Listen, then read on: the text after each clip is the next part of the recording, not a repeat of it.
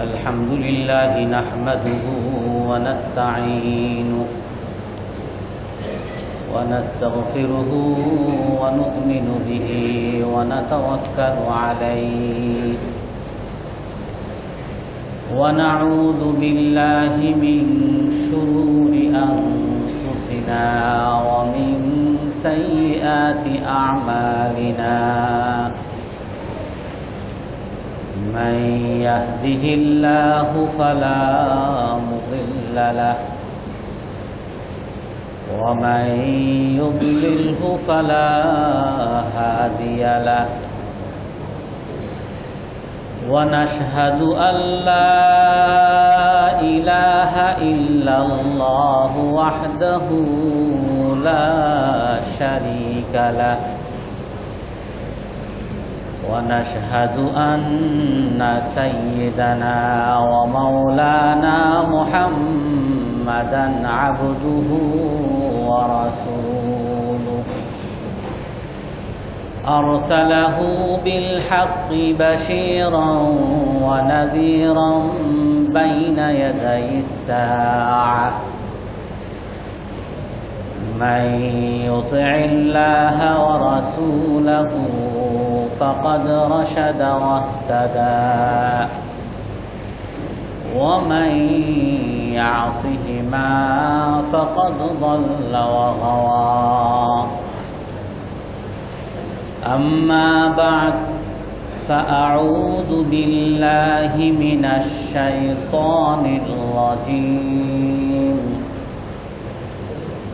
بسم الله الرحمن الرحيم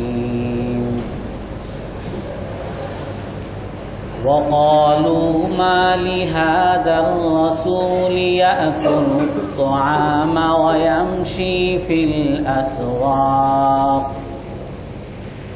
لولا أنزل إليه ملك فيكون معه نذيرا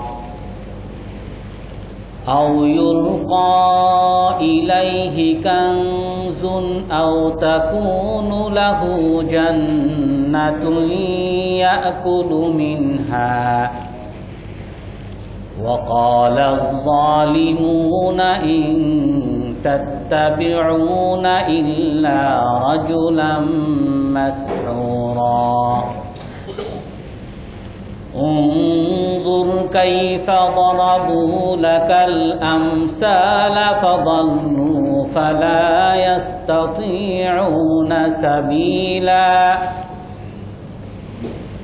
تبارك الذي إن شاء جعل لك خيرا من ذلك جنات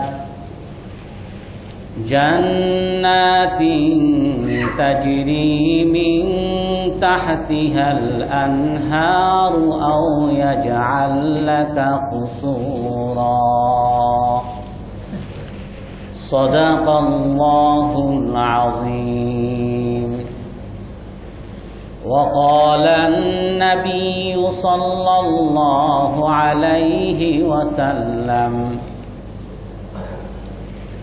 من كانت همه الدنيا جعل الله فقره في قلبه وشتت أمره ولم يكن له من الدنيا إلا ما قدر له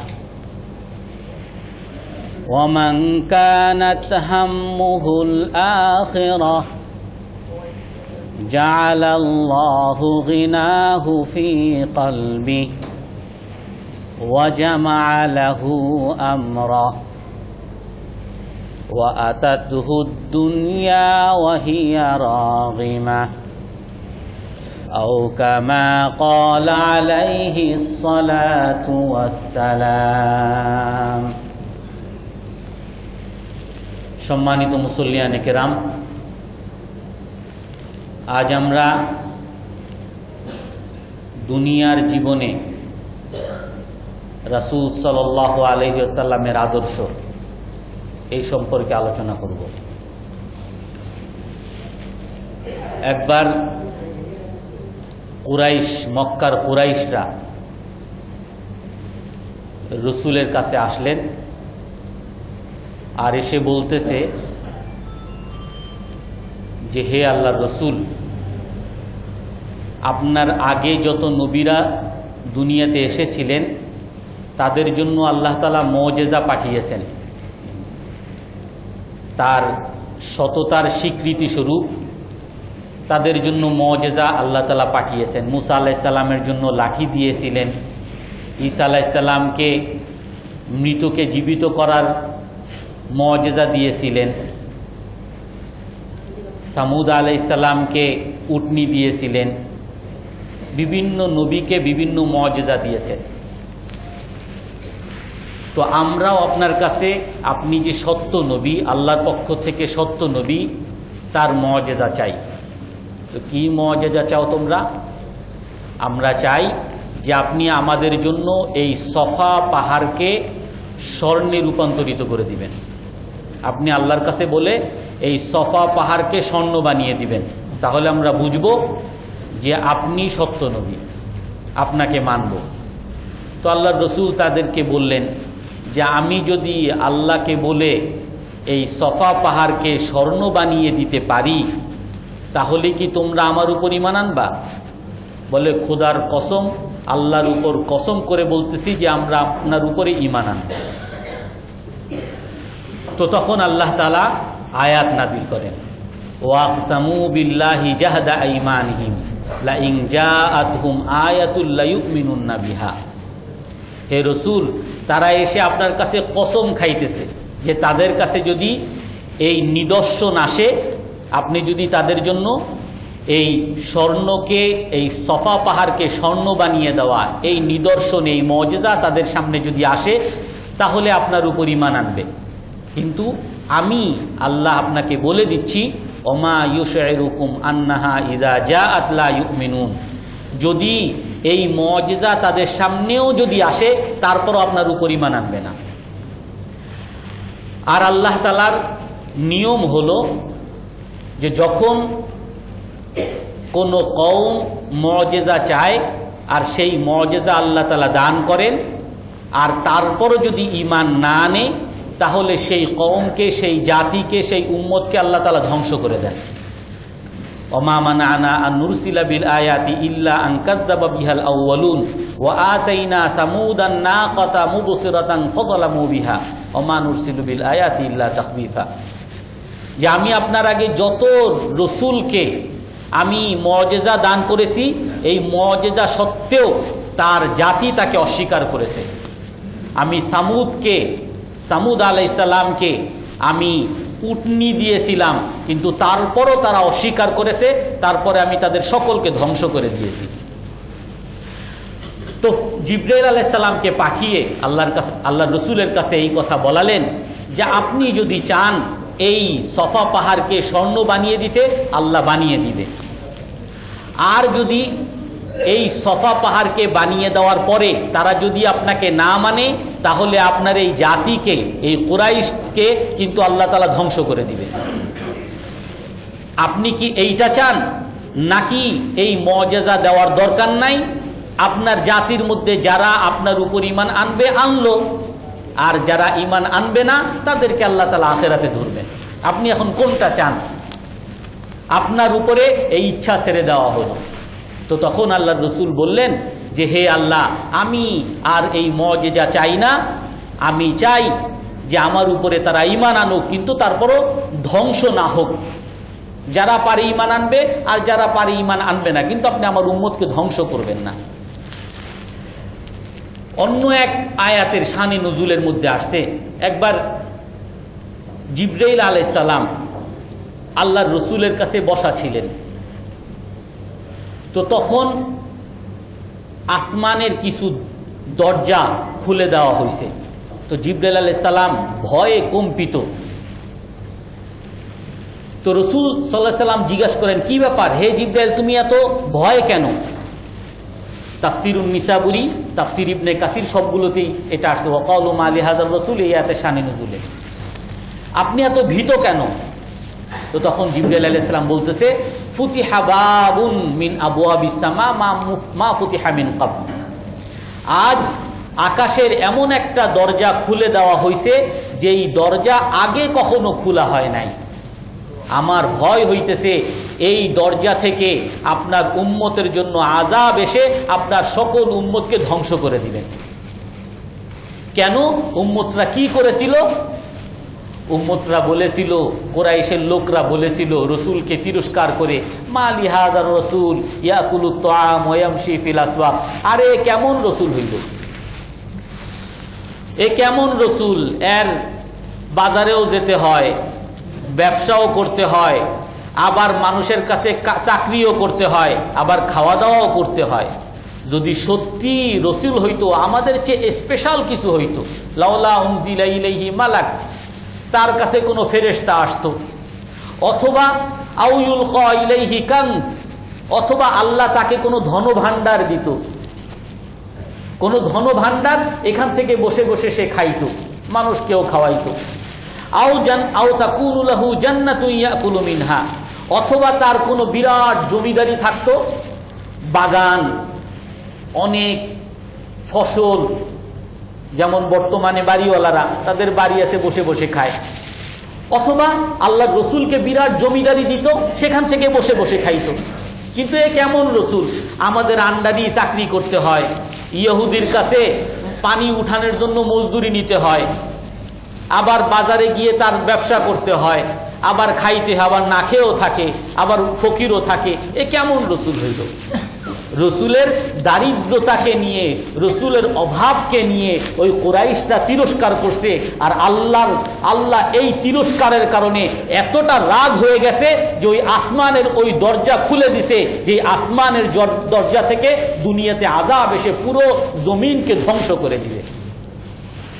তো তখন আল্লাহ রসুল দোয়া করলেন যে হে আল্লাহ, আপনি আমার উম্মতকে ধ্বংস করবেন না। তারপরে আল্লাহ রসুলকে সান্ত্বনা দেওয়ার জন্য এক ফেরেশতাকে পাঠাইলেন, রিদওয়ান ফেরেশতা, খাজিনুল জান্নাহ, যে জান্নাতের দারওয়ান, জান্নাতের যে সিকিউরিটির দায়িত্বে আছে, প্রহরী, সে রিদওয়ান। আল্লাহ তাআলা তাকে দিয়ে এই আয়াত নাজিল করছেন, তাবারাকাল্লাযী ইন শাআ জাআলা লাকা খায়রাম মিন যালিক। সমস্ত কোরআনের যত আয়াত আছে সব জিবরাইল আলাইহিস সালাম নিয়ে আসতেন দুনিয়াতে, আর একমাত্র এই আয়াতটা তাফসীরের কিতাবগুলোতে আছে, রিদওয়ান, জান্নাতের প্রহরী, সেই ফেরেশতা নিয়ে আসছেন। সেই আয়াতের মধ্যে আল্লাহ তাআলা বলতেছেন, হে রাসূল, তাদের তিরস্কার আমার সহ্য হয় না। আপনি যদি চান, জাআলা লাকা খায়রাম মিন যালিক, আপনাকে আল্লাহ তাআলা এর চেয়ে অনেক উত্তম ধনভাণ্ডার আল্লাহ আপনাকে দান করবে। তাফসীরের কিতাবে আসছে, ফেরেশতা এসে বলতেছে, হাযিহি মাফাতিহুদ দুনিয়া, হে আল্লাহর রাসূল, এই যে দুনিয়ার যত ধন সম্পদ আছে, ধনভাণ্ডার আছে, যত গুদাম আছে, এই সকল ধনভাণ্ডারের চাবি এই দুনিয়ার সকল সম্পদকে আপনাকে দিয়ে দেওয়া হচ্ছে। আর আপনাকে যে দুনিয়ার সম্পদ দিয়ে দেওয়া হচ্ছে, এই জন্য হয়তো ভয় পাবেন যে আমি দুনিয়া পেলে তো আখিরাত পাবো না। হাদিস আছে, মান আহাব্বা দুনিয়াহু আদাররা বিআখিরাতিহি ওয়া মান আদাররা বিদুনিয়াহু আহাব্বা আখিরাতাহু। যে দুনিয়া এবং আখিরাত একটার একটা সতীন। যে দুনিয়াকে ভালোবাসলো সে আখিরাতের ক্ষতি করলো, আর যে দুনিয়ার ক্ষতি করলো সে আখিরাতের উপকার করলো। তো রসুলের এমন ভয় যেন না হয় যে দুনিয়ার মধ্যে আপনাকে কোটিপতি, বিলিয়নার বানিয়ে দেওয়া হচ্ছে আর আখিরাতে কিছু পাবেন না। না, এটারও নিশ্চয়তা দিয়ে দিতেছেন, মা ইয়ানতাকিসু মিম্মা ইনদি ফিল আখিরাহ, আমার কাছে আখিরাতের মধ্যে আপনার জন্য যে বদলা আমি নির্ধারণ করে রাখছি তার মধ্যে বিন্দু মাত্র কমবে না। আপনি দুনিয়াতেও রাজা থাকবেন, আখিরাতেও রাজা হবেন। অন্য এক হাদিসের মধ্যে আসছে, এক ফেরেশতা রসুলের কাছে এসে বলতেছেন যে আরসালানি ইলাইকা রব্বুক ওয়া ইউকরিউকা সালাম, আপনার রব আপনাকে সালাম জানাইতেছে। আর আপনার কাছে আমাকে একটা বার্তা নিয়ে পাঠিয়েছেন। আবদান রাসূলান ইয়াজআলুক আও মালিকান নাবিয়্যান ইয়াজআলুক, আল্লাহ তাআলা আপনাকে রাজা নবী বানাবেন নাকি একজন গোলাম রসুল আপনাকে বানাবেন? আপনি কি চান? আপনি কি এমন রসুল হবেন যে রসুল হওয়ার পাশাপাশি রাজা হবেন, নাকি আপনি এমন রসুল হবেন যে রসুল হওয়ার পাশাপাশি আপনি গোলাম হবেন?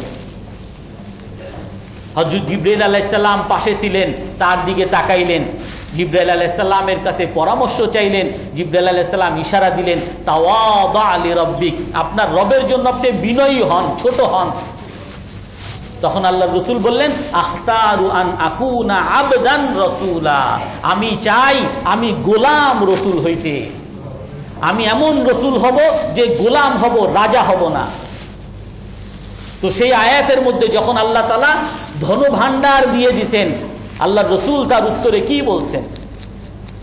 হে আল্লাহ, আমি এগুলো চাই না, আমাকে আপনি যা দিবেন ইজমাউহা লি ফিল আখিরাহ, আখিরাতের মধ্যে আমার জন্য জমা করে রাখেন, আমার উম্মতের জন্য যেন সুপারিশ করতে পারি, আমার সকল কষ্ট, সকল ব্যথা, সকল অভাব আপনি সব সংরক্ষণ করে রাখেন। এর বিনিময়ে আমি শুধু চাই আমার উম্মতের জন্য আমি যেন সুপারিশ করতে পারি। আর আমরা কিরকম উম্মত আমরাই ভালো জানি। একবার রাসূল সাল্লাল্লাহু আলাইহি সাল্লাম তার বাসায় এক আনসারী মহিলা আসছে। আনসারী মহিলা এসে দেখতেছে রসুলের বিছানা একটা মাদুর, শুধুমাত্র একটা মাদুর। তো আয়েশা রাদিয়াল্লাহু তাআলা আনহা কি জিজ্ঞাসা করলেন, রসুল কি এই মাদুরে শোয়, আর কিছু নাই, কোনো বিছানা, কোনো তোষক কিছুই নাই? বলে না, এই মাদুরই শোয়। তো তখন সেই আনসারী মহিলা বাসায় গিয়ে সুন্দর করে একটা তোষক বানালেন, তুলা দিয়ে একটা তোষক বানালেন, আর সেই তোষকটা নিয়ে এসে হযরত আয়েশা রাদিয়াল্লাহু তাআলা আনহার কাছে দিয়ে গেলেন। যখন রাসূল সাল্লাল্লাহু আলাইহি সাল্লাম বাসায় আসতেন আর দেখতেছেন যে ওই তোষক বিছানো, বলে এটা কি? মা হাযিহি, বলে এক আনসারী মহিলা আপনার এই বিছানার করুণ অবস্থা দেখে সে আপনার জন্য হাদিয়া পাঠাইছে। তো তখন রাসূল সাল্লাল্লাহু আলাইহি সাল্লাম কি বলেন? লাউ শি'তু লা আজরাল্লাহু আলাইয়া জিবালাল ফিদ্দাতি ওয়াজ যাহাব, আরে আয়েশা, আমি যদি আল্লাহর কাছে চাইতাম, এই অভাবের কথার অভিযোগ যদি আমি করতাম, এই অভাবের উপরে আমি যদি সন্তুষ্ট না থাকতাম, আমি যদি আল্লাহর কাছে চাইতাম, আল্লাহ তাআলা আমার জন্য এই পাহাড়গুলোকে, দেখো পাহাড়গুলোকে সোনা বানিয়ে দিত। কিন্তু আমি আল্লাহর কাছে বড়লোক হওয়া চাই না, আমি এই অভাবের মধ্যেই থাকতে চাই। হযরত আয়েশা রাদিয়াল্লাহু তাআলা আনহার কাছ থেকে আরেকটা বর্ণনা আছে, রাসূল সাল্লাল্লাহু আলাইহি সাল্লাম বলেন, ইন্নী ক্বাদ উরিদা লি বুতহাউ মাক্কাতা তাকুনু যাহাবা, আমাকে আল্লাহ তাআলা এই প্রস্তাব দিয়েছেন, এই মক্কার মরুভূমিকে আমার জন্য সোনা বানিয়ে দিবেন। যে হে রাসূল, আপনার অভাব দেখে আমার দুঃখ লাগে, আমি আপনার জন্য এই মরুভূমিকে সোনা বানিয়ে দিব। আর আমি আল্লাহর কাছে এই প্রস্তাব ফিরিয়ে দিয়ে বলছি, ফাউহিব্বু আন আজুআ ইয়াওমান ওয়া আসবির ওয়া আন আকুলা ইয়াওমান ওয়া আশবা ইয়াওমান ফাআশকুরু, হে আল্লাহ, আমি এই সোনা চাই না, আমি চাই একদিন আমি অভাবী থাকবো, না খেয়ে থাকবো, আর আপনার জন্য সবর করব, আর আরেকদিন আমি খাবো, আর সেই দিন আপনার জন্য আমি শুকরিয়া আদায় করব। তো রাসূল সাল্লাল্লাহু আলাইহি ওয়াসাল্লাম অভাবী ছিলেন নিজের ইচ্ছায়, ইচ্ছা করলে ধনী হতে পারতেন। আর শুধু তাই না, রাসূল সাল্লাল্লাহু আলাইহি ওয়াসাল্লাম ধনী ছিলেন। নবুয়তের আগে মক্কায় রাসূলের স্ত্রী ছিল হযরত খাদিজা রাদিয়াল্লাহু আনহা, আর উনি ছিলেন সেরা ধনী, সেরা ধনী। আর খাদিজা রাদিয়াল্লাহু আনহা সমস্ত সম্পদ রসুলের খেদমতে, রসুলের সেবায় নিয়োজিত করে দিয়েছেন। রসুল সাল্লাল্লাহু আলাইহি ওয়াসাল্লাম বলছেন, ওয়াসাতনি বিনাফসিহা ওয়া মালিহা। একবার হযরত আয়েশা রাদিয়াল্লাহু তাআলা আনহা বলছিলেন, আপনি এই বুড়ি মরে গেছে তার জন্য এখনো কেন দুঃখ করেন? এখনো কোনো আয়োজন হইলে তার বাড়িতে, তার বন্ধু বান্ধবীর বাড়িতে আপনি খাবার পাঠিয়ে দেন, তার কথা এত বলেন কেন বলেন? রসুল বলেন, কেন বলবো না তার কথা? কাযযাবানি কওমি ফাআমানাত বি। যখন সারা পৃথিবীর মানুষ আমাকে অস্বীকার করেছে, আমাকে দূর দূর করে তাড়িয়ে দিছে, তখন আমাকে স্বীকৃতি দিয়েছে আমার সেই স্ত্রী। যখন সকলে আমাকে তাড়িয়ে দিয়েছে, তখন আমার সেই স্ত্রী তার জান দিয়ে, তার সকল সম্পদ দিয়ে আমার সেবা করেছে। তো রাসূল সাল্লাল্লাহু আলাইহি সাল্লাম মক্কায়ও ধনী ছিলেন, আর মদিনায় যখন গেছেন তো তখন উনি তো রাজা, গনিমতের মাল ওনার কাছেই তো। খায়বার যখন জয় হয়, খায়বারের বিরাট সম্পদ সমস্ত মদিনার মুসলমানদের অধীনে আসে। এমনকি খায়বারের কিছু সম্পদকে সরাসরি আল্লাহ তাআলা মা আফা আল্লাহু আলা রাসূলিহি মিনহুম ফামা আওজাফতুম আলাইহি মিন খিলাল, আল্লাহ তাআলা খায়বারের কিছু সম্পদকে রসুলের জন্য নির্ধারণ করে দিয়েছেন যে এই গনিমতের সম্পদ রসুল আপনার। এত সম্পদ থাকার পরেও সেই সম্পদ কি করতেন? রসুল বলতেন, আল্লাহ আমাকে তোমাদের 5 ভাগের 1 ভাগ দিছেন, ওয়াল খামসু মারদুদুন ইলাইকুম, আর এই সমস্ত 5 ভাগ আমি তোমাদেরকে দিয়ে দিই। হাওয়াজিনের সময় বিরাট গনিমত, এক একজনের ভাগে অনেক সম্পদ পেয়েছেন। রসুলের ভাগে মাঠ ভর্তি ছাগল। সফওয়ান ইবনে উমাইয়া এইভাবে তাকায়, আবু সুফিয়ান এইভাবে তাকায়, বলে কি ব্যাপার আবু সুফিয়ান, কেন তাকাও? বলে আমাকে যদি কিছু এই ছাগল দিতেন, বলে যাও তোমাকে 100 ছাগল দিয়ে দিলাম। বলে আমার ছেলে ইয়াজিদকে যদি দিতেন, বলে আরো 100 দিয়ে দিলাম। বলে আমাকে যদি, আমার আর এক ছেলে মুসলিম, তাকে যদি দিতেন, বলে যাও আরো 100 দিয়ে দিলাম। সফওয়ান ইবনে উমাইয়া পাশে, উনি বলতেছেন আপনি তাকে এত দিলেন, আমারে কিছু দিবেন না? বলে তোমাকে এই পুরো মাঠের যত ছাগল আছে সব 1000 খানেক ছাগল তোমাকে দিয়ে দিলাম। আর তখন ওই আবু সুফিয়ান আর সফওয়ান ইবনে উমাইয়া মক্কায় গিয়ে কি বলে, বড়লোক হইলেই দেওয়া যায় না, অনেক ধনী আছে কিন্তু এরকম দান করতে পারে না। ওয়াল্লাহি লা ইউতি মিসলা হাযাল আতা ইল্লা নবী, এরকম দান নবী ছাড়া আর কেউ করতে পারে না। তোমরা সকলে ইসলাম গ্রহণ করো, আসলিমু, ইসলাম গ্রহণ করো। ইসলাম গ্রহণ করলে লা ইয়াখশাল ফাকরা, কখনো অভাবের আশঙ্কা আর হবে না। রাসূল সাল্লাল্লাহু আলাইহি সাল্লাম এরকম ধনাঢ্য ছিলেন এবং সমস্ত ধনকে মানুষের সেবায় নিয়োজিত করে দিয়েছেন।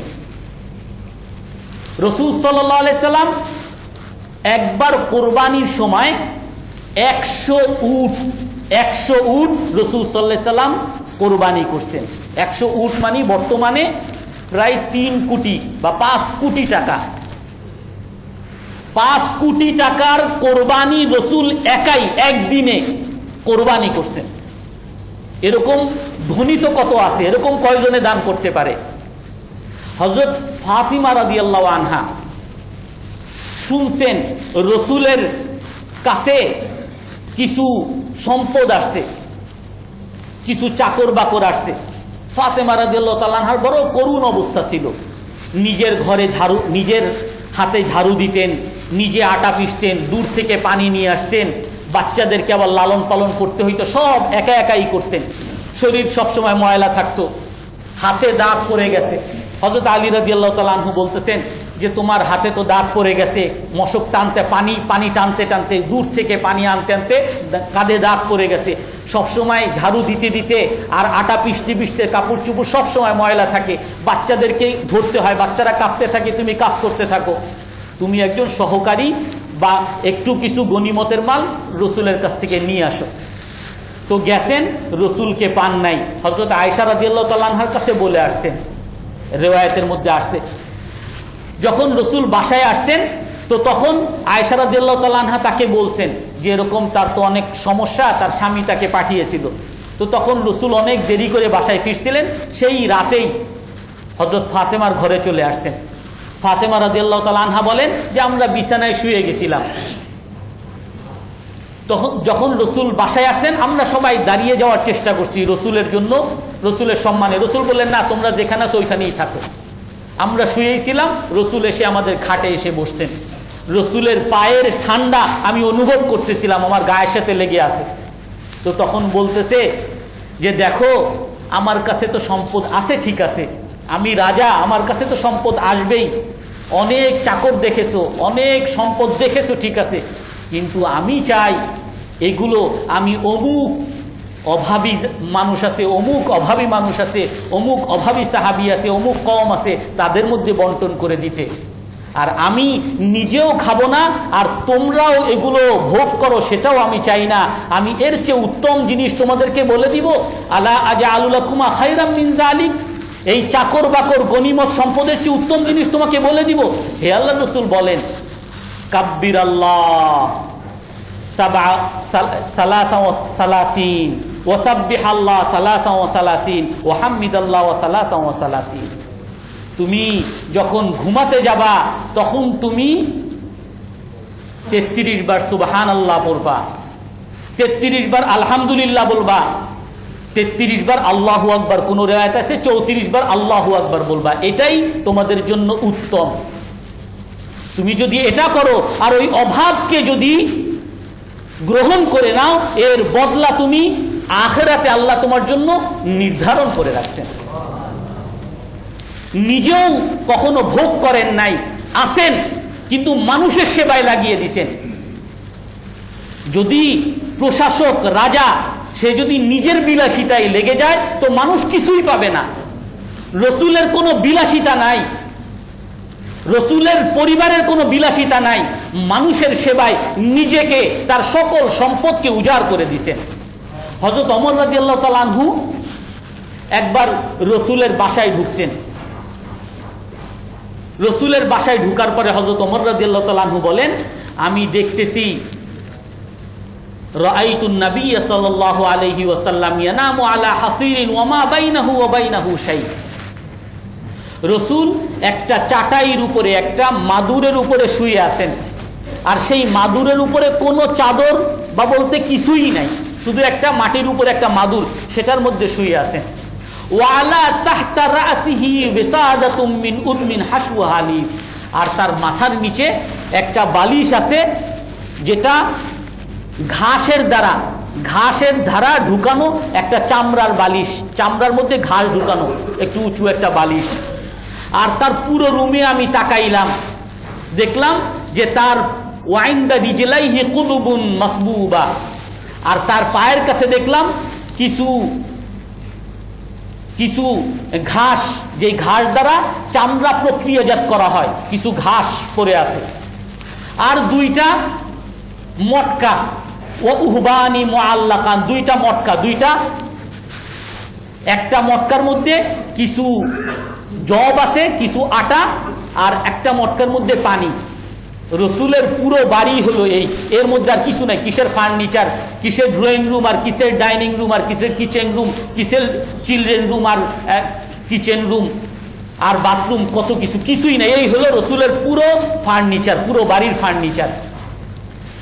আমি আমাকে দেখে রসুল উঠছেন, দেখতেছি রসুলের পিঠে দাগ লেগে আছে, আর ওই বালু রসুলের পিঠে লেগে আছে।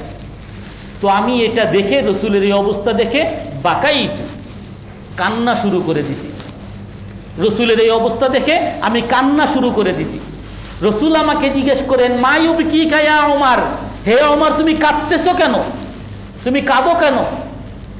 তো তখন বলেন, হে আল্লাহর রসুল, ইন্না ফারিসা ওয়ার রুম হুম ফিহিমা হুম ফি ওয়া আনতা হাকাযা। হে আল্লাহর রসুল, ফারেস এবং রুম, পারস্য এবং রুম সাম্রাজ্য, তারা কি বিলাসিতায় আছে আপনি জানেন।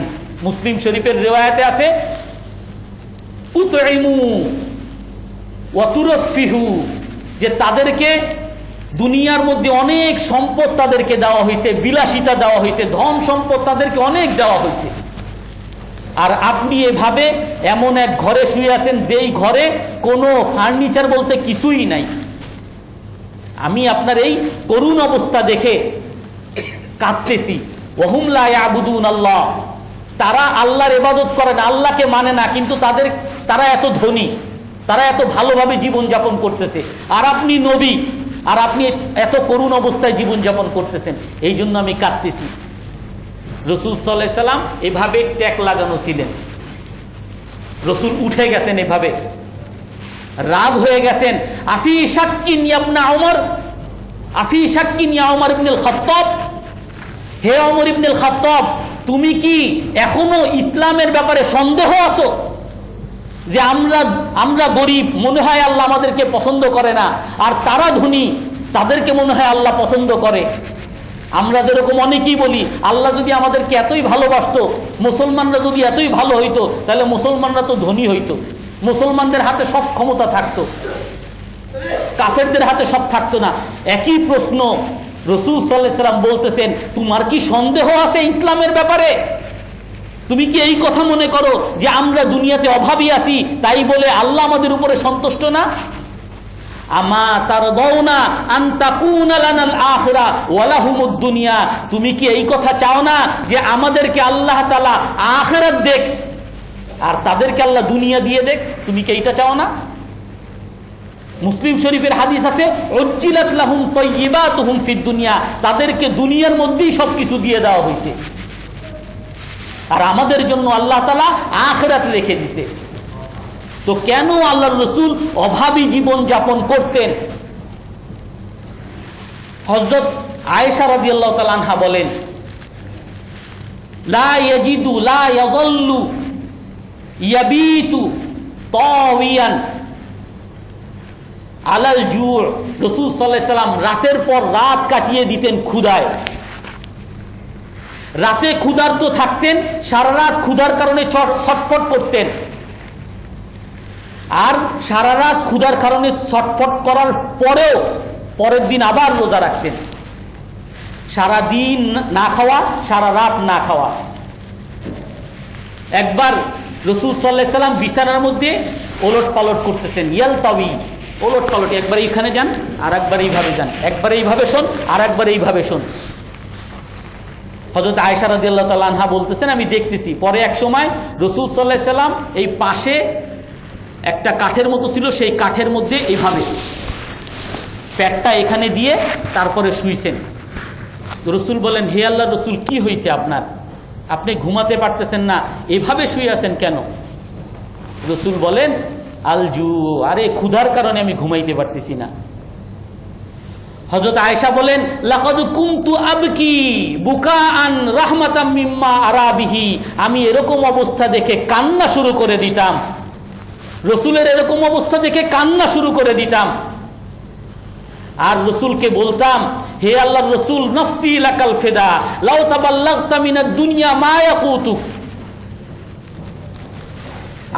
আমার জীবন আপনার জন্য কোরবান হোক। আপনি যদি দুনিয়ার সামান্য কিছু নিতেন, অভাব পূরণ, ক্ষুধা নিবারণের জন্য কিছু যদি গ্রহণ করতেন, আপনি কিছু না কিছুটা খাবার গ্রহণ করেন, দুনিয়া ঠিক আছে মানুষের সেবায় লাগাবেন, নিজের জন্য কিছুটা যদি গ্রহণ করতেন, এত কষ্ট তো আমার সহ্য হয় না। তো তখন আল্লাহর রাসূল বলেন কি, কাদ সাবাকা উলুল আজমি মিন ইখওয়ানি ওয়া হুম সাবারু আলা মা হুয়া আশাদ্দু মিনহু, আমার আগে আমার ভাইরা, সকল নবীরা, তারা এর চেয়েও বেশি ক্ষুধার কারণে সবর করেছে, এর চেয়েও বেশি অভাব তাদের কাছে আসছিল, কিন্তু তারপরও তারা সবর করেছে, আর সবর করে তারা আল্লাহর কাছে গেছে। ফাআজজালা সাওয়াবাহুম ওয়া আকরামা রাব্বুহুম, আল্লাহ তাআলা তাদের এই অভাবের কারণে তাদেরকে অনেক সম্মান দান করেছেন, অনেক বদলা দান করেছেন। ফাআস্তাহয়ি, আমি এখন লজ্জা পাই, লাউ তারাফাহাতু ফিদ দুনিয়া, আমি দুনিয়ার মধ্যে বিলাসিতা করব, আর আমার ভাইরা সবাই দুনিয়াতে অভাবী হিসাবে দুনিয়া থেকে গেছে। আমার ভাই নবীরা অভাবীভাবে অভাবের উপরে সবর করে দুনিয়া থেকে গেছে, আর আমি অভাব মুক্ত জীবনযাপন করব, এটা আমি পারবো না। শুধু রসুল না, হযরত আবু হুরায়রা রাদিয়াল্লাহু তাআলা আনহু একবার এক জাতির সামনে দিয়ে যাচ্ছেন, তারা একটা ছাগল জবাই করে ছাগল ভুনা করছে, ছাগল ভুনা করে খাচ্ছে। হযরত আবু হুরায়রা রাদিয়াল্লাহু তাআলা আনহু দেখে বললেন যে আসেন আসেন একটু ছাগল খান, আসেন একটু গোশত খেয়ে যান। তখন হযরত আবু হুরায়রা রাদিয়াল্লাহু তাআলা আনহু যখন দেখছেন যে ছাগল ভুনা, তো তখন চোখ থেকে পানি পড়ে গেছে আর বলছে যে আমি এটা খেতে পারবো না। মা শাবিআ রাসূলুল্লাহ সাল্লাল্লাহু আলাইহি ওয়াসাল্লাম ওয়া আলুহু মিন তুআমিন হাত্তা কুবিদাল্লাহ।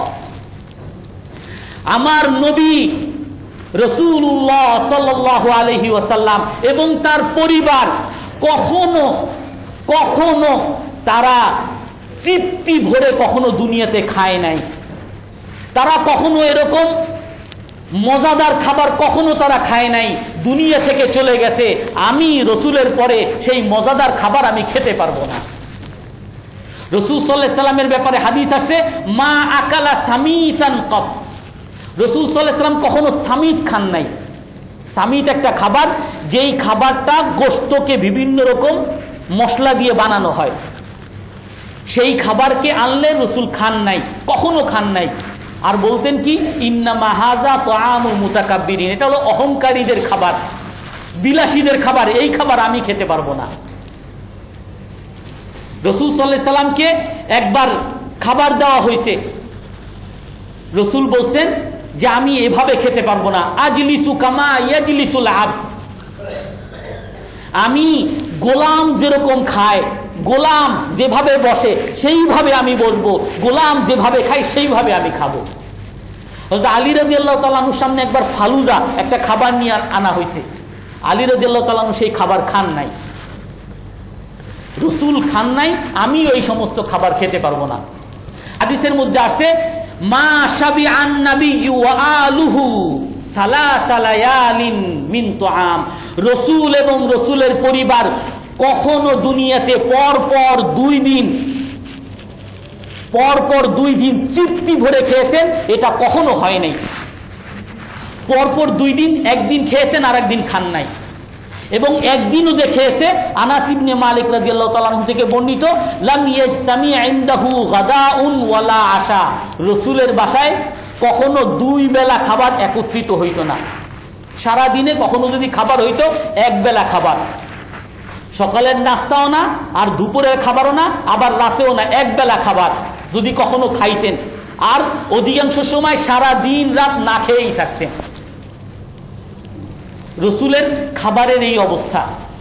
রসুলের পোশাকের, হযরত আনাস বিন মালিক রাদিয়াল্লাহু তাআলা আনহু বলেন, আমি একবার রসুলের কাছে গেলাম আর রসুলকে দেখতেছি যে সে এক মোটা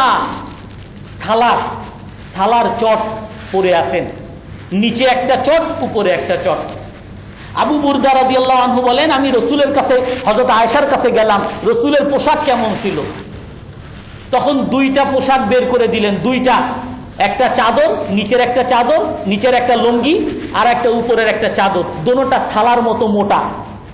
আর হযরত আয়েশা বলেন কি, কুবিদা রাসূলুল্লাহ সাল্লাল্লাহু আলাইহি ওয়াসাল্লাম ফি হাযাইনি সাওবাইন। রসুল মৃত্যু পর্যন্ত এই 2টা কাপড়ের মধ্যেই ছিলেন, শুধু উপরে এক কাপড় আর কি, নিচে লুঙ্গি আর উপরে একটা চাদর, এই কাপড়ের মধ্যেই দুনিয়া ত্যাগ করতেন রসুল। 3টা 4টা 5টা বিভিন্ন ব্র্যান্ডের জামা রসুলের ছিল না, একটা জামাই। একবার রসুল সাল্লাল্লাহু আলাইহি ওয়াসাল্লাম আব্দুল্লাহ ইবনে আমর ইবনে আল আসের সামনে দিয়ে যাচ্ছেন, উনি ওনার বাসাটাকে ঠিক করতেছেন। খুস কানা মাররান নবী সাল্লাল্লাহু আলাইহি ওয়াসাল্লাম বিখুসি আমরি আব্দুল্লাহ ইবনে ওয়া হুয়া ইউস্তাহু খুসাহু। হযরত আব্দুল্লাহ উনি ওনার বাসাকে ঠিক করতেন। বাসাটা কেমন, একটা বস্তির মতো, চারপাশে খুঁটি আর রশি দিয়ে বাঁধা, এবং সেখানে বিভিন্ন ছাউনি, যে আমাদের দেশে ধানের ছাউনি দেয় বা ভিন্ন এরকম ছাউনি দেওয়া। তো এক জায়গায় সাইড দিয়ে মাটি দিছিলেন, ওই মাটিগুলো পড়ে গেছে, ওই মাটিটা ঠিক করতেছেন। রসুল বললেন, হে ওমর, আব্দুল্লাহ তুমি কি করতেছো? বলেন যে খুসতুন আসলিহু বিনাফসি, হে আল্লাহ রাসূল আমার বাড়িটা আমি নিজেই ঠিক করতেছি। আমার নিজে, এমন না যে বিভিন্ন মিস্ত্রি 4 তলা 5 তলা 6 তলা, নিজেই ঠিক করতেছি। আমার বাড়ি নষ্ট হয়েছে, নিজেই ঠিক করতেছি। আর রাসূল কি বলেন, মা আরা যালিকা ইল্লা আজালা মিন হাযা, আমি এটারও দরকার মনে করি না, বাসাকে আবার ঠিক করা এটারও দরকার মনে করি না। তাই বলে এই কথা যেন কারো মনে না আসে, মুসলমানরা সবসময় উন্নতির কথা বলে না, অনুন্নতির কথা বলে। রাসূল সাল্লাল্লাহু আলাইহি সাল্লাম, সাহাবায়ে কেরাম পৃথিবীকে কিভাবে উন্নত করা যাবে এই জন্য সব সময় করে গেছেন, নিজেরা শুধু অভাবী ছিলেন। রাসূলের হাদিস আছে, যদি এখন এমন কখনো আসে, ইজা কানাতিল ফাসিলাতু ফি ইয়াদি আহাদিকুম ওয়া কামাতিস সাআ, তোমরা কেউ জমিন চাষ করতেছো, হাদিস, রাসূলের হাদিস, জমিন চাষ করতেছো আর তোমার হাতে লাঙ্গল, লাঙ্গল দিয়ে ঠিক করতেছো, আর ওদিকে কিয়ামত কায়েম হয়ে গেছে। রাসূলের হাদিস এরকম, কিয়ামত কায়েম হয়ে গেছে। বিভিন্ন সমস্যা, না বড় সমস্যা কি? কিয়ামতের সমস্যা। বলে এই সময়ও এত বড় সমস্যা, কিয়ামত এসেও যদি থাকে, তারপরও যেহেতু তুমি লাঙ্গল দিয়ে জমিন ঠিক করতেছো, যদি পারো ওইটা ঠিক করে তারপরে তুমি অন্য কাজে যাও। ঠিক না করে কিয়ামত হয়ে গেছে বলে তুমি আর ওই জমিন ঠিক করবা না, এমন যেন না হয়। জমিন ঠিক করা, রাস্তা ঠিক করা, মানুষের সেবা করা, এটা মুসলমানের নীতি, রাসূল সাল্লাল্লাহু আলাইহি সাল্লামের আদর্শ। এই সম্পর্কে বিস্তারিত আরো কথা হবে। কিন্তু রাসূল সাল্লাল্লাহু আলাইহি সাল্লাম নিজে অভাবী ছিলেন, সাহাবায়ে কেরাম অভাবী ছিলেন, তার পরিবার অভাবী ছিলেন। হযরত আয়েশা রাদিয়াল্লাহু তাআলা আনহাকে একবার দেখতেছেন, রাসূল বাসায় ঢুকতেন, খাইতেছে, আবার বাইরে গেছেন, আবার বিকালে আসেন, তখনও দেখেন খাইতেছেন।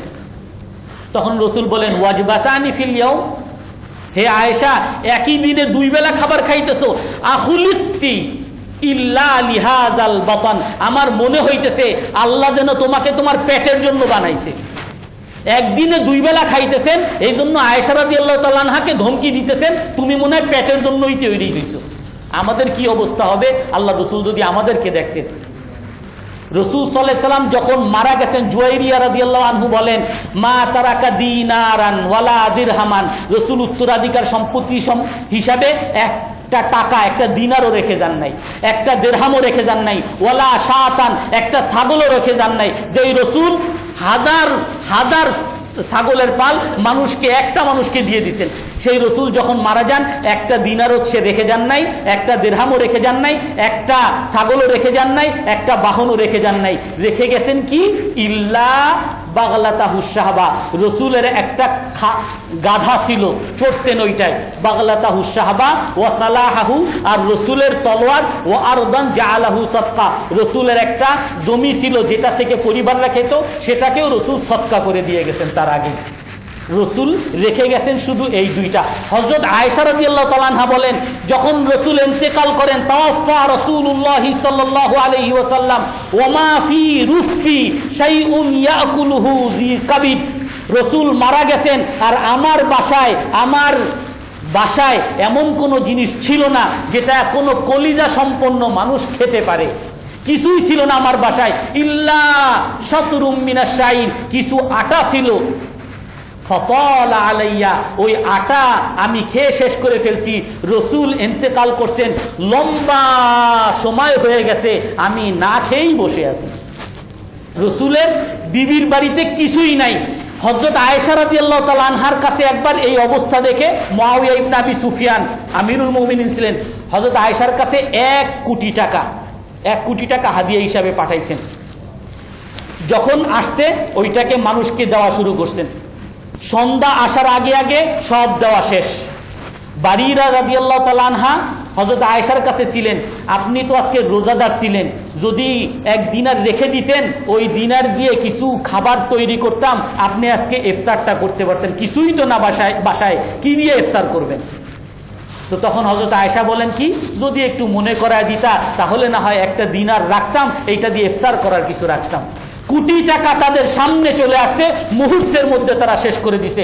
আবু যর রাদিয়াল্লাহু তাআলা আনহুর কাছে একবার রাসূল যাচ্ছেন, আর উহুদ পাহাড়ের পারে রাসূল বলতেছেন কি, হে আবু যর, এই উহুদ পাহাড় উহিব্বু আন আতাহাওয়ালা লি যাহাবান, উহুদ পাহাড় আমার জন্য স্বর্ণ হয়ে যাবে। আল্লাহ যদি স্বর্ণ করে দেন, আমি এই স্বর্ণকে সব বন্টন করে দিব, আমার কাছে একটা দিনারও বাকি থাকবে না, আমি সব দিয়ে দিব।